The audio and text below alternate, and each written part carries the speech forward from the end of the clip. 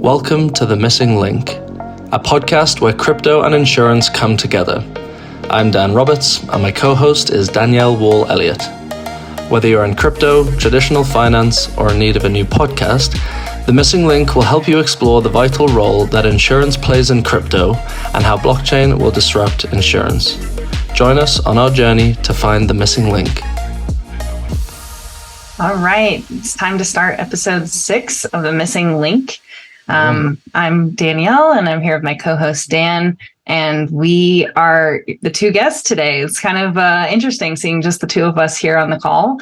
But we're going to take this opportunity now that Nayms has launched to take a moment to reflect back on how we got here, and then take this opportunity to look forward. What is it like to build in a crypto bear market? What is it like to build a team from 0 to 1? What is it like to launch? So that's some of the things we want to cover today. For sure. I feel like we need some radio style cheers and, celebrations and stuff going on. But definitely, feeling nostalgic, I think, after going live. You forget how long these things can take and how much work goes in and for how long. So it's great to kind of finally get to there. I put a post out, kind of 0 to 1, and you realize you end up saying it a lot of times. So forgive me if this isn't your first time, but I think the whole point of that was just showing how much has to come together to do one, and then at that point it doesn't matter what the number is. You can really scale as far as the eye can see. So, very exciting time. We'll see where we get to. Yeah, and to do this all on Zoom, to be a fully global remote company, You said we need the cheers. We were just talking about this too. You need that energy, and it's almost like, okay, we've launched, and everyone just kind of sits blankly on the screen. Yeah, we need that background noise, the sitcom laughs, the sitcom to cover claps. The silences. Yeah, I know. I mean, culture's a wild thing. We can probably get into a bit more deeper, but the top line is that we wouldn't have been able to do what we do without the people that we have. But because of the people that we have, we can't all do it in an office every day together. So it's sort of figuring out whether it's the best of both worlds, if you're a mega introvert, or not having the worst of both worlds, which is wrong people and not together. There are so many different versions of wild rides and building these companies, but it's all come together all at once, which is very rewarding. Does it feel like that? Does it feel like it's all come together at once, or do you really feel the weight of the 4 years that you put into building Nayms? No, I feel good. Yeah, it's kind of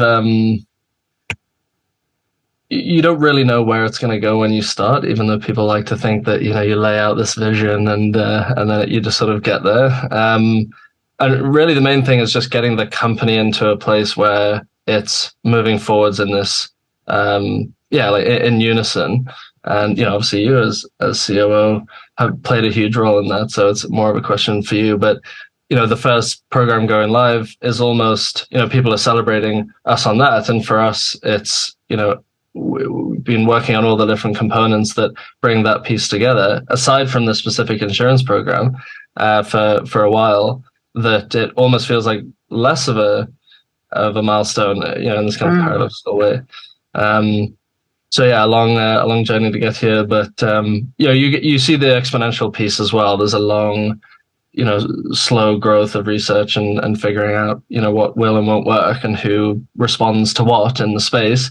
Brokers, insurers, investors, there's all these different parties. But really over the we feel kind of 18 months old or 2 years old at the most, to really having the team that we have growing in the direction that we're going. And in crypto years, that's 14 years old at least. So that's right, and that's when you joined. So maybe there's a correlation there. How did it feel you coming in at that stage, and you were probably expecting us to go live the next day? Oh, definitely. I think the thing that's changed the most for me from starting is that I think we just simplified our proposition. We didn't really change anything, but I think we've changed the way that we've talked about everything. And so, I come in. I had just finished, 6 years at Shapeshift, a really long journey, learning about companies in the crypto space, learning about growing teams from 12 to, 150, just the ups and downs of the crypto world and market, coming into something completely new, insurance being completely new to me. My biggest exposure to insurance was like, I have car insurance, I have medical insurance. That was it. Yeah.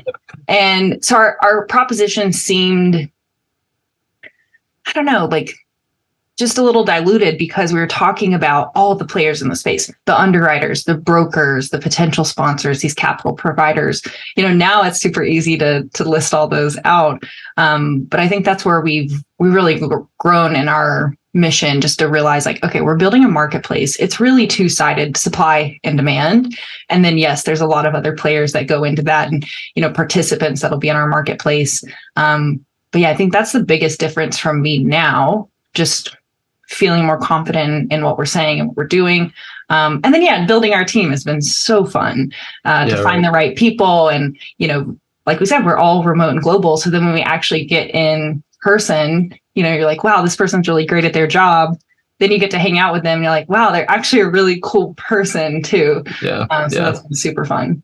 Yeah, for sure. Just on the complexity of all the different parties, another thing that we have to have trust in ourselves is that if you're incentivizing one party to use your platform and your proposition works for them and that gets iterated on appropriately over time, you forget that you're also incentivizing them to incentivize others to come into their various programs. So, there's definitely a moment of realization for all of us where we don't have to, we have these personas across all the different participants, and that's very important to understand. Obviously, if we're speaking to one of those directly, we want to be speaking their language, but it almost needs to come with some confidence that you sell the idea and the proposition to one, and then suddenly they start building this whole ecosystem around the specific program that they want to use. They're bringing in all the parties, they're working to their own deadlines, and it's kind of off to the races from then on. And so if we get that initial piece right for them,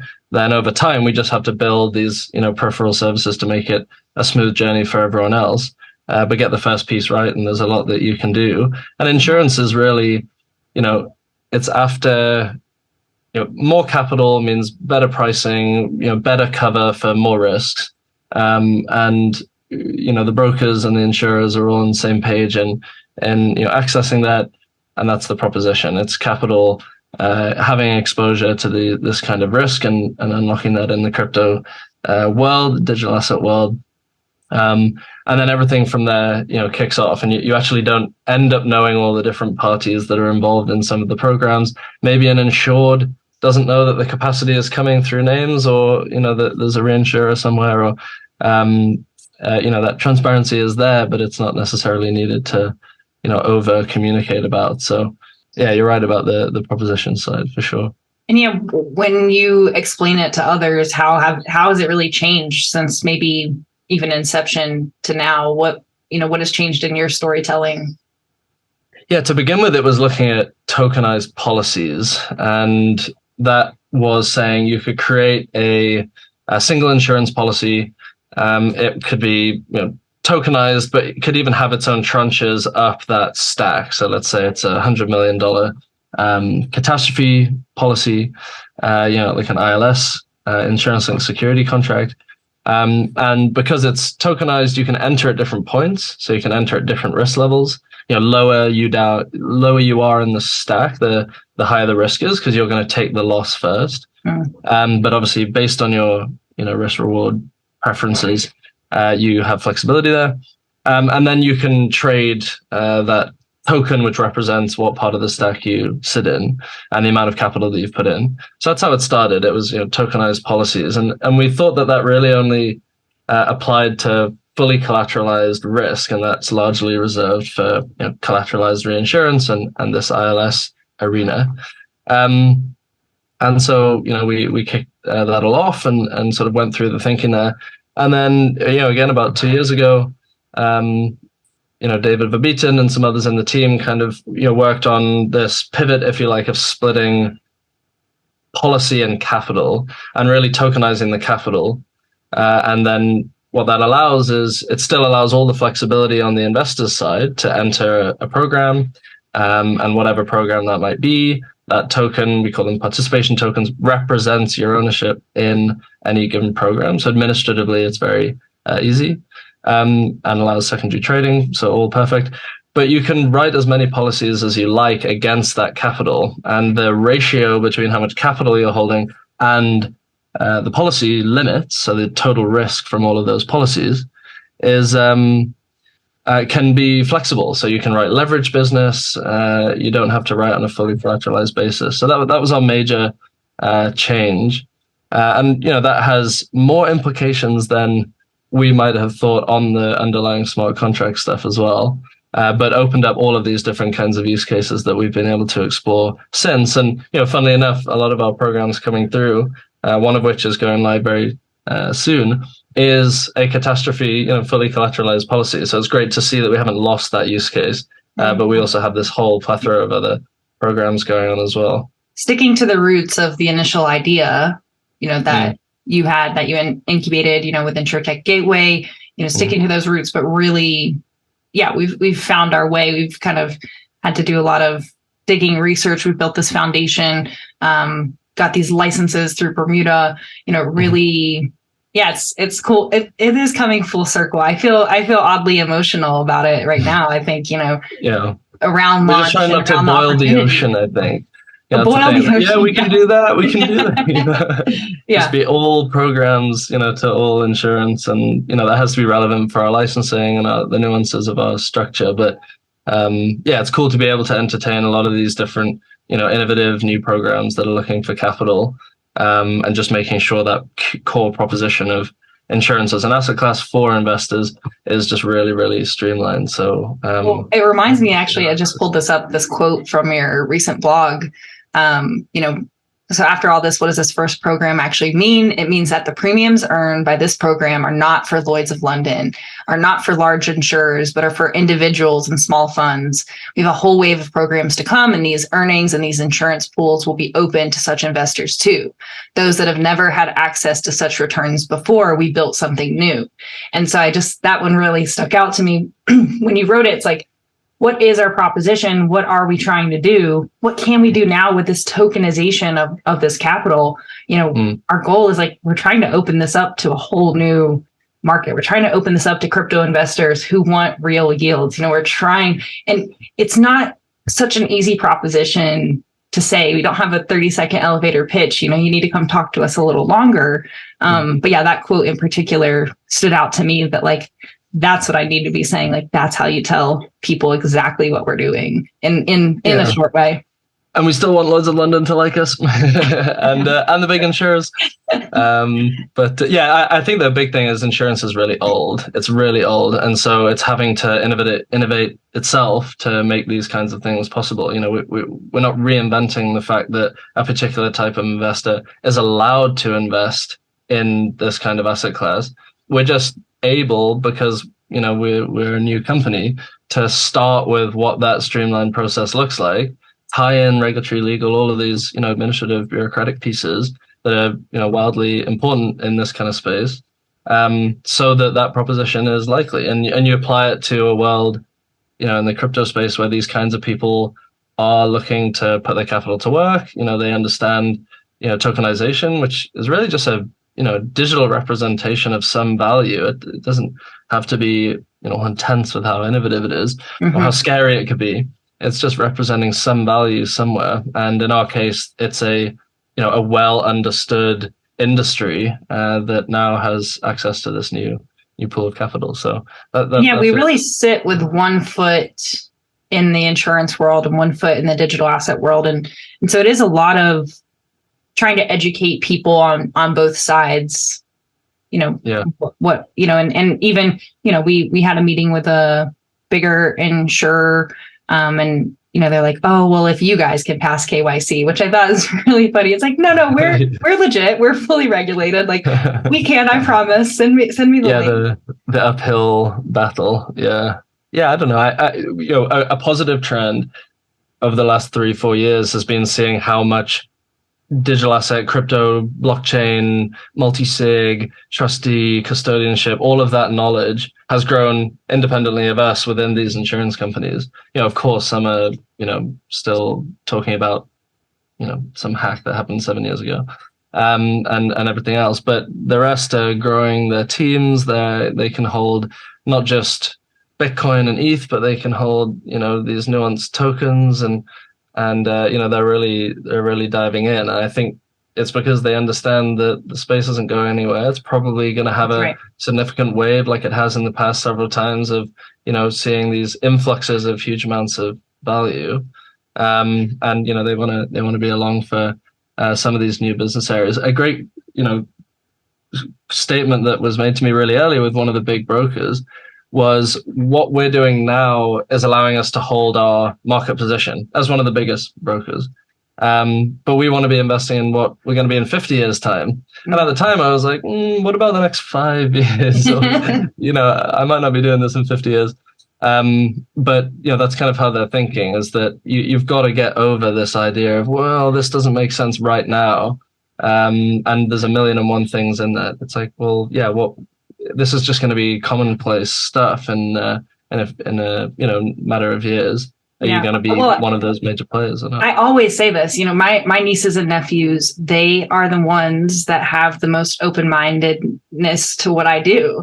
It's not hard for them to grasp a digital currency, or that, a digital marketplace. Like, everything is online, everything is on their phone, everything, we're moving that way. So, you saying, yes, insurance is this really, old industry.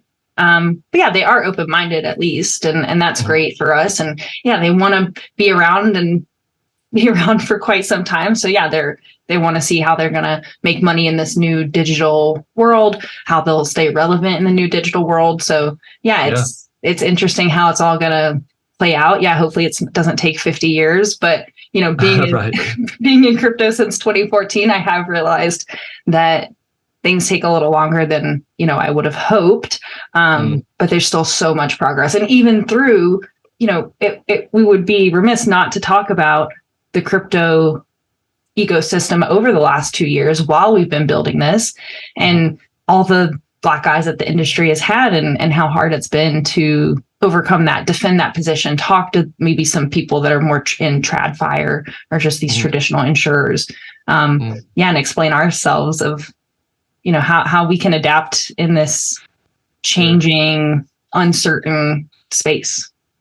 Yeah, I mean, a big piece that I feel we can always rely on is the proposition is very untethered to crazy crypto cycles. That's great. Obviously, it's benefited from high liquidity in the space, and obviously operationally you can raise funds in hotter markets, and the traditional venture world has largely traced that, or vice versa.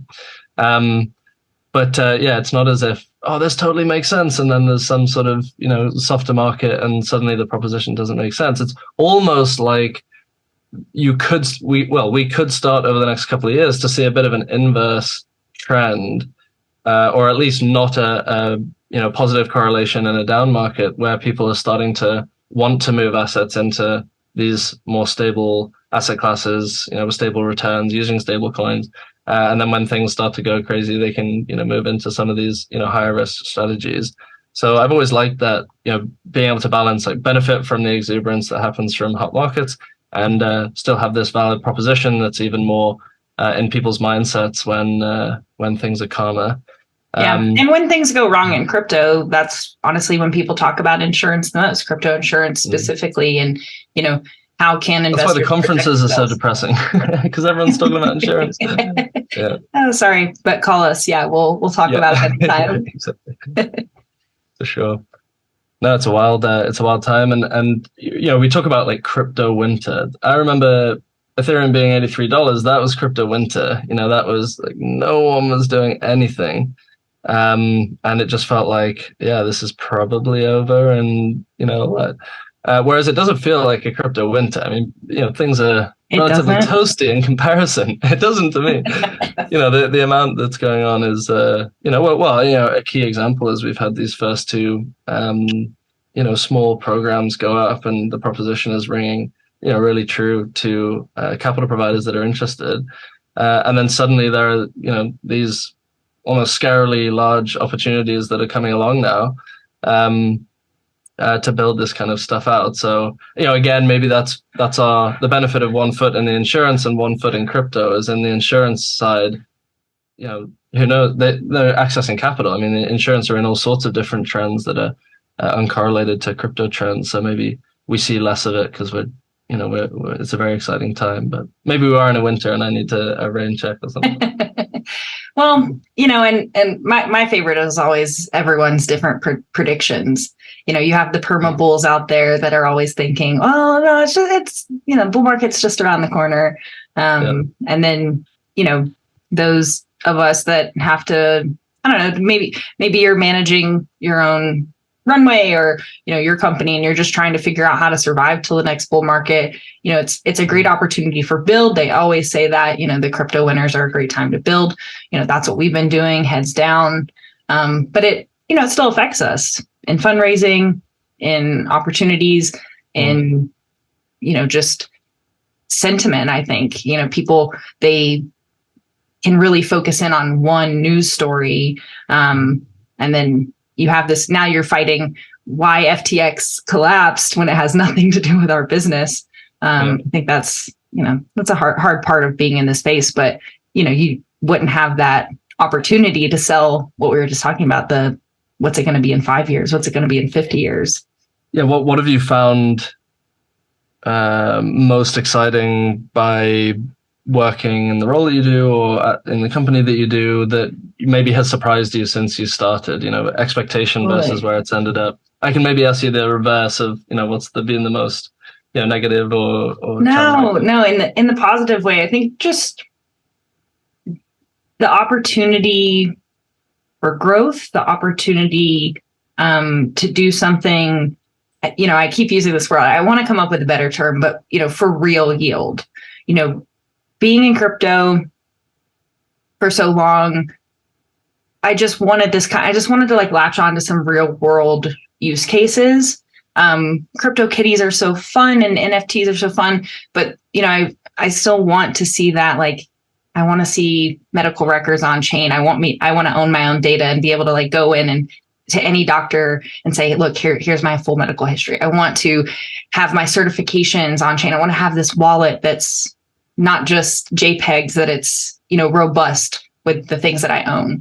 And so, insurance seemed like it's not going anywhere. Let's go and dig into this industry and see how, and we talk about, it's not just the fact that we're able to match crypto capital and they get the real yield. We've also built our product on smart contracts. We've taken out some of this administrative work and overhead that, insurers have to deal with because you can trust the code.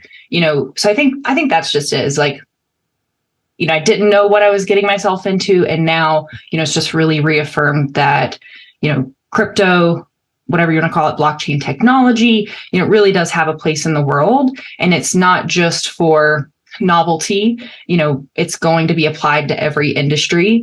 And so this is me kind of trying to carve it out in one industry and show that it has this real world use case, real world yields. It's not just, we didn't just put a token together and come up with, here, let's yield farm this, let's have some rewards that we made up, and then the pot runs out. Everything that we do, whether it's creating these smart contracts where the capital can be tokenized and, you can easily set up 10% goes to the underwriter, 10% goes to this person, 5% goes here. It's so easy. Or when we're doing our token design, we're trying to think of it as actual utility. So I think that's it for me, is what I've always been searching for in the space and, wanting to promote. What about you? I think I've enjoyed the almost the non-proposition stuff. It's kind of this 1% inspiration, 99% perspiration. The 99% perspiration stuff I find really fun. And that, been exciting bringing you in and starting to think about culture and whatever else. Culture is a topic myself and co-founder Ted discussed pretty early on. As it's funny because culture to me seems like it just is how you feel at work, and that obviously applies to everyone within the company, and that will give off some form of sentiment that external people will Vibes. see. Yeah. Yeah, exactly.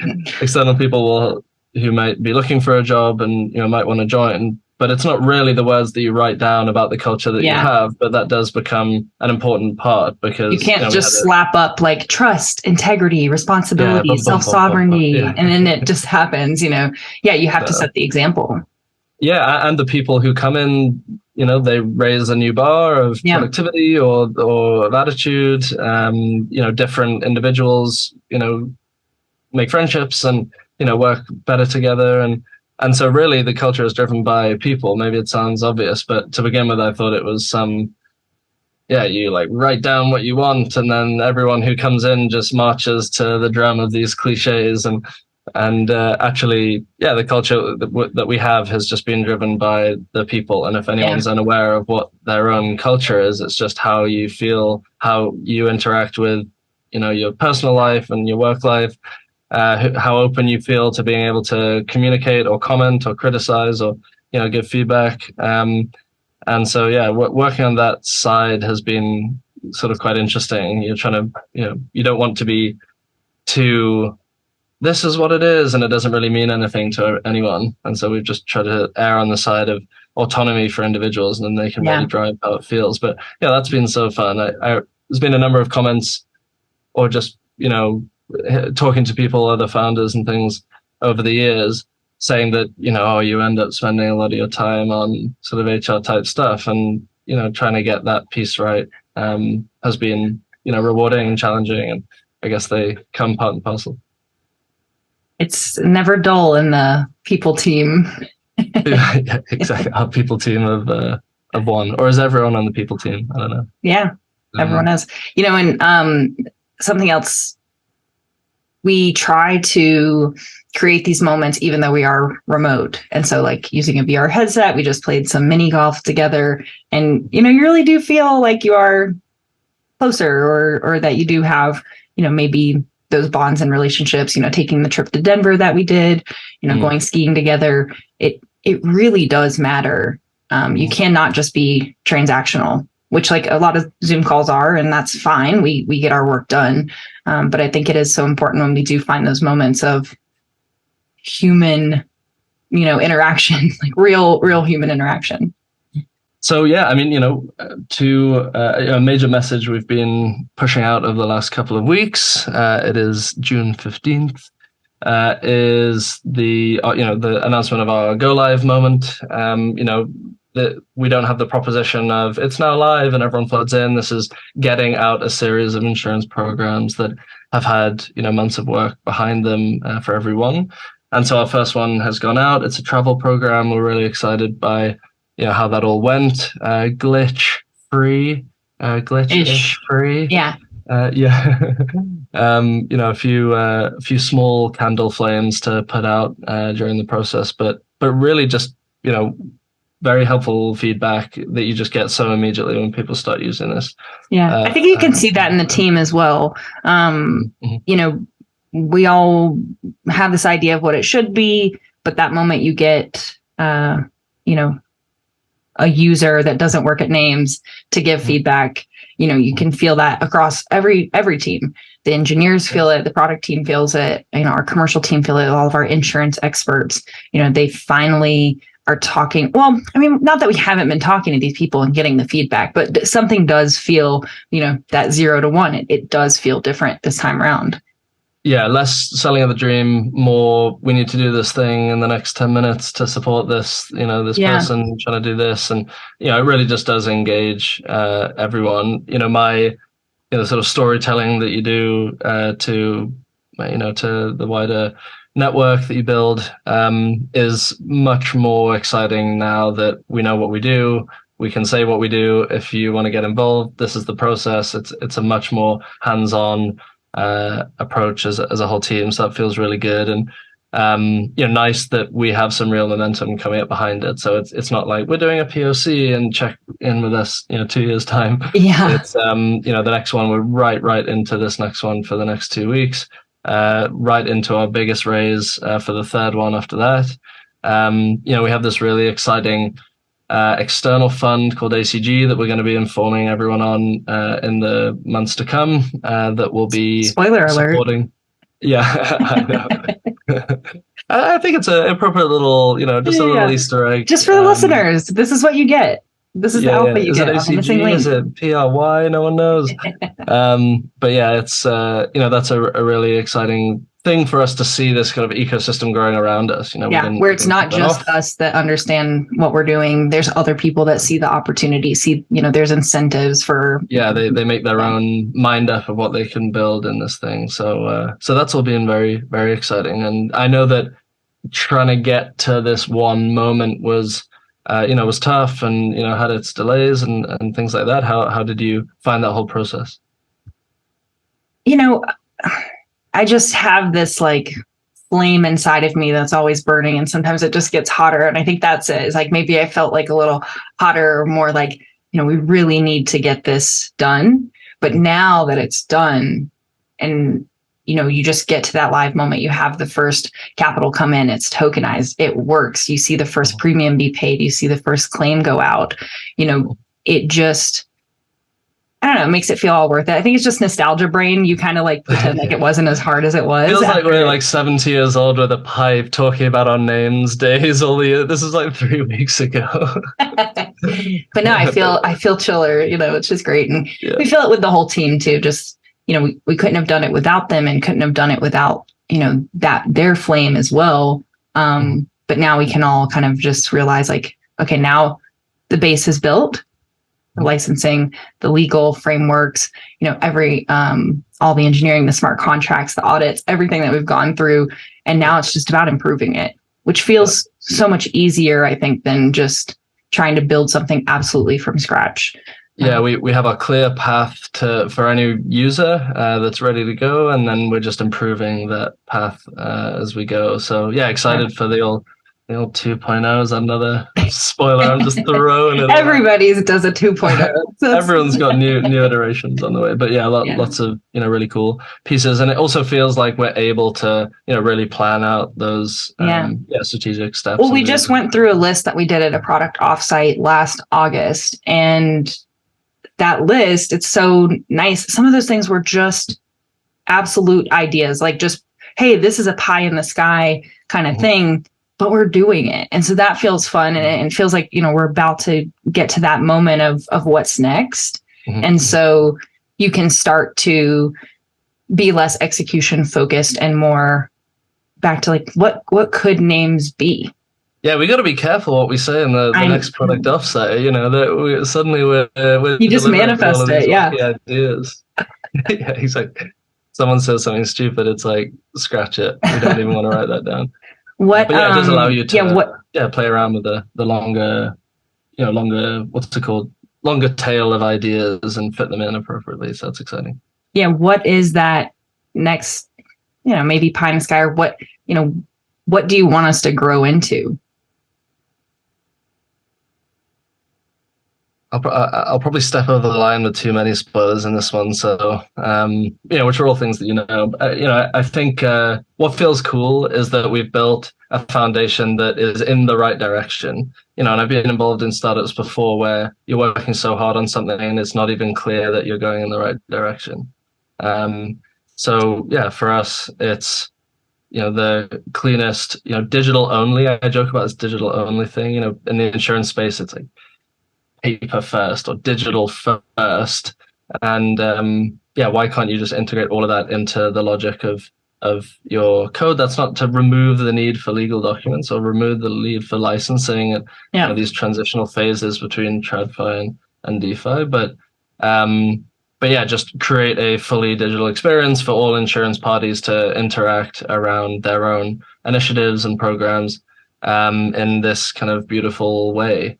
I think that is important. We've been given demos of what the insurance industry are using, and these things look like they were built in the Stone Age, and so at least the 90s, at least the 90s. But everyone is so used to using these beautiful applications in other areas of their life, and beauty doesn't allow you to write more business, but actually it does allow more business to happen if you're bringing more people in and more people who have access to or are used to engaging with technology in these kinds of ways. So excited for all of that.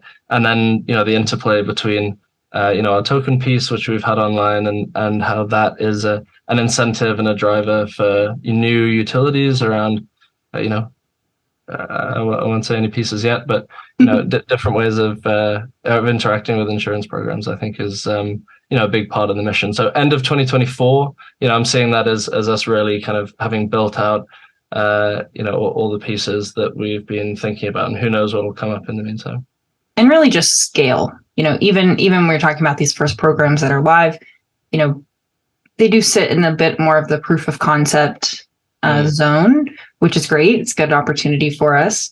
But then, now you have people knocking on the door who it's not even close to proof of concept. It's, full blown opportunity there. And, it just, for me, what the future looks like for Nayms is just, I don't know, more brand recognition, more not having to maybe go through the whole proposition, just saying those few words and then people getting it because they, are either more familiar with digital assets than they were before, or maybe just see the opportunity that with more insurance in the digital asset space, we will have more adoption. And, that's my missing link. That's the one I'm always working towards, is how do we promote mass adoption? How do we get more either institutional players or individuals, just interested in crypto? And so that would be great if Nayms has anything to do with that. Just a drop in the bucket of mass adoption. I think that's what gives me cold chills and gets me excited to come to work. Yeah. What am I talking about? Beautiful. We want scale. Yeah. So that absolutely, a major next milestone that we're working towards with the new iteration of the design is just having a capital provider who doesn't know us, who we don't know, who comes to our site, does their own onboarding, their own KYC, their own assessment of different programs, and makes one investment. And that seems kind of like a simple thing, but is quite a big, will be a big step to showing, what we can actually do for all of these other investors. So that's my missing link, I think, until, we get to where we want to be. Well, we are looking forward to doing more, obviously more episodes with guests, with participants in our marketplace. We're going to continue that sponsor series. We'll probably have some capital providers on. But I hope we do another one of these, just the two of us. Maybe next time it's more token focused. Yeah, that's probably right. Timing's probably about right. Every 5, I reckon. We'll stick to. So I look forward to it. Thanks for everyone who's been listening. We have had some amazing new introduction conversations that said they were listening to our podcast, and it suddenly clicked for them. So it's great to hear, and lots more to come. So great to do with you, Danielle, and we'll go from there. Hey, 6 episodes in, we got a lot more to say. Thanks, everyone. See you. Okay. Bye. We're one step closer to finding the missing link. If you enjoy our show, please rate and review us wherever you get your podcast, and be sure to come back next month. Until then, we are the missing link.